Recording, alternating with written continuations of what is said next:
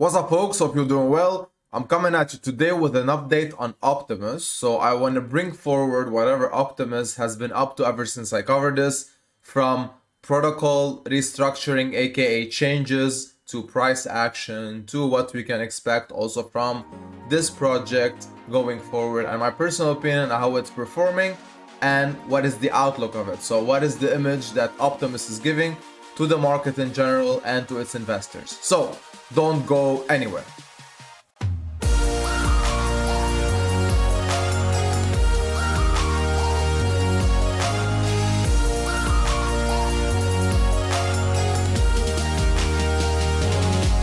Alright, so like I said, I'm gonna talk about the changes that have happened ever since I covered this. So all the updates and what's the situation right now. So upon community voting and decision, they did launch a version of the token on the Binance Smart Chain. It's paired with BUSD.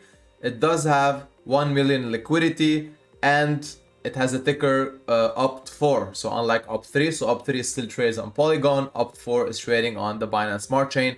Now, it was said by the dev in an announcement that the liquidity that was added on the BSC was generated from bot trades and specifically profits from bot trades on sexes. Now, again, I would really appreciate more transparency in that regard, and I hope we're gonna get it soon, but I have my theory as to why we don't have full transparency in bot activity. Now, one more thing that has happened is that they did a minor audit with an upcoming audit firm called Truth Seekers. Now, there's a lot of videos on these guys, and apparently there are kind of these new kids around the block who are doing very good audits. So they did have minor findings. We're gonna check the report because it was published, but nothing to worry about. It's just a few most probably suggestions and similar stuff, so formalities, so to speak. New anti-bot measure was added. So this has been running, I think, for a week or more now. So any wallet that will get flagged as a bot is a wallet that does more than 20 transactions per 24 hours. And by transactions, I mean buying, selling, transferring, etc. And when it's flagged, it's gonna be whitelisted for it's gonna be blacklisted for a few hours, I think, up to a day. So things that you should know as well. So currently the token is trading at around $1.2 because that's what on BSC, because that's when and that's what the price that it launched at. Also, they're gonna be building, so that is still ongoing, an easy bridge between Polygon and BSC on their website. So it would be very easy for people who wanna arbitrage because right now the opportunity is amazing. The price is about I think 35 cents in difference between these two chains. So buying on the cheaper chain, selling on the more expensive chain, arbitrage it back to $1 on both chains, and and be happy with your profits, and you're gonna increase also your position on Polygon because right now the price is lower, and I'm sure the bots will even eat that arbitrage opportunity up if you don't do that yourself. Alright, so I mentioned that they did, add the token on the BSC chain and on the website, on the main website. So depending on which chain you're on, when you connect your wallet, you're gonna be switched over. So that's a pretty cool theme that they added, actually. By the way, it's still trading on MEXC, so the wrapped version. I'm sure the wrapped version of the BSC part will also become available because the wrapped version doesn't depend on a chain, but because it launched on Polygon, so that's where it's at. I think they're gonna add support to this on BSC once they do build the bridge and people start arbitraging. So like I said, if I do go right now and switch chains, so right now I'm on Polygon, if I just click on the Binance Smart Chain, it's gonna change completely the outlook of the website itself. Is gonna revert to the color of BSC. Okay, they chose orange. I guess yellow was more appropriate, but never mind this. Like I said, right now there is a cool arbitrage opportunity. The price is about $8.86, so 86 cents here, and on BSC it's about 1.19, so around the launch price, which was 1.2. Now, before I talk about price action and why that is very important for us as investors and my personal opinion, I just want to touch base on, like I said, they did a small audit with truth seekers. I want to touch base on, you know, the findings that have happened. So I actually scanned the report myself, so I'm just gonna go back to the top. Just the layout itself is very professional actually, and so they did go by the findings one by one. So if I scroll a bit down, you're gonna see how it's laid out. So it's finding IDs, so it's 1, 2, 3, etc. And here is where you should understand how to look for the actual flaws in the contract. So the severity part is very important. So if it's slow, or if it's a formality, and if the status is resolved or unresolved. So those two things are very important. Everything that is labeled as low or a formality means it's harmless. Now, of course, a team that is not trusted well, that holds the contract and can do changes at their will, is not a good look, right? But Optimus has proven that they are trustworthy and very transparent, unlike other teams who unfortunately are doing as they please and are just going rampant, disregarding everyone who invested in their project. I think I'm gonna do a video on this. I'm not gonna name the project now, but I think I'm gonna express my opinion on this. So, like I said, I'm not gonna read everything. So this report is available. You can go ahead and check it out yourself, but you can clearly see. So there is low informational. It's nothing to really. I think I misused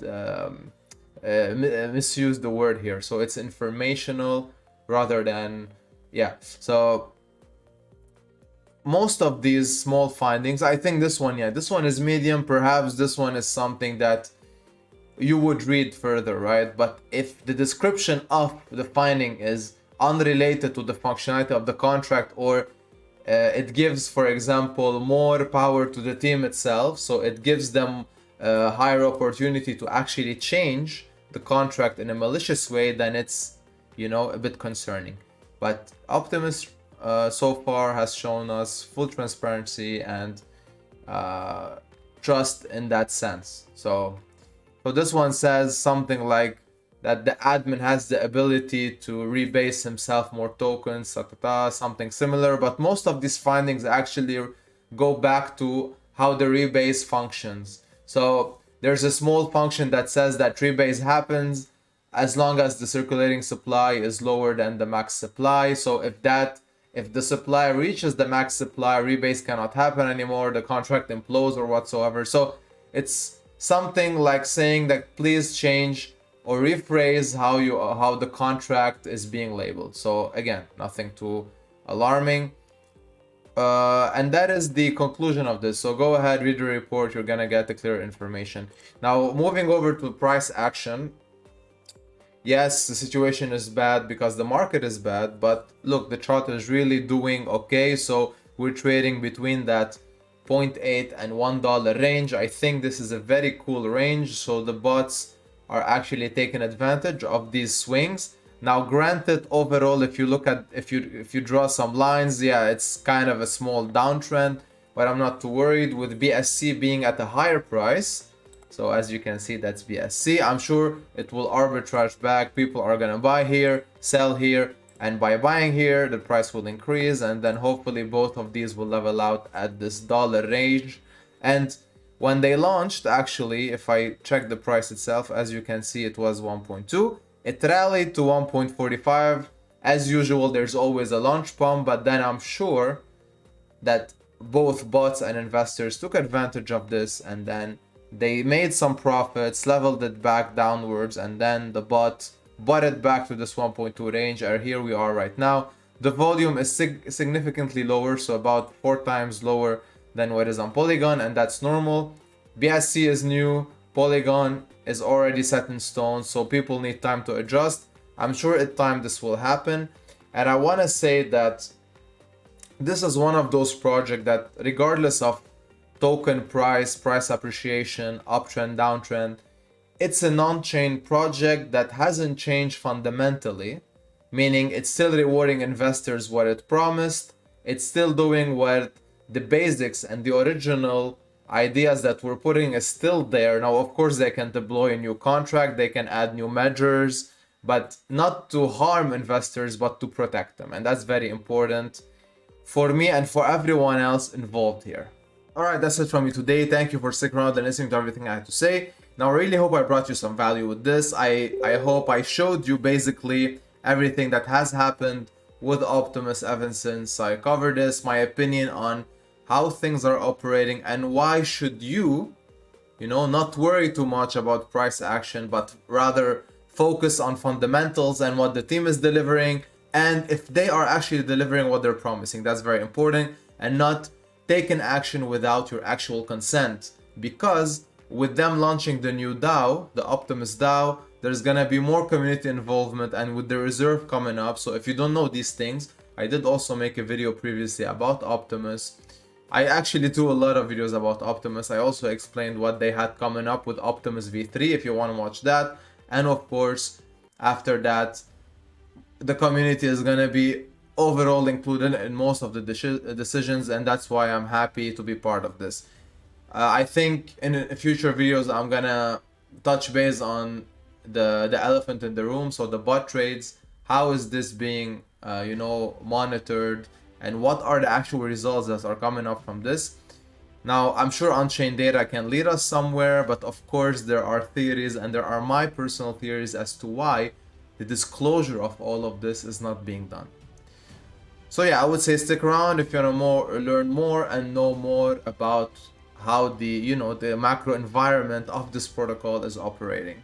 And with that being said, subscribing and liking the video to the channel and liking the videos is something that I hope that you would consider. It really helps us new kids around the block dish out better, more valuable content to everyone, and expose this word we love the most to more people.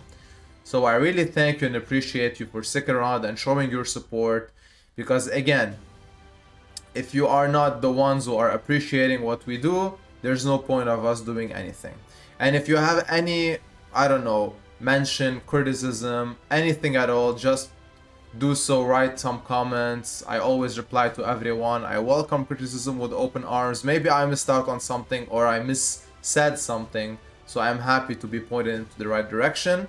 And if you want to also talk to us, either me personally on Telegram, or you can join my community chat as well. Links below, DeFi Ascension. Be happy to have you with us and chit chat about everything DeFi and crypto. So yeah, looking forward to meeting you. And as always, take care of your finances and trade responsibly. This was Roy with DeFi Ascension. Thanks for watching.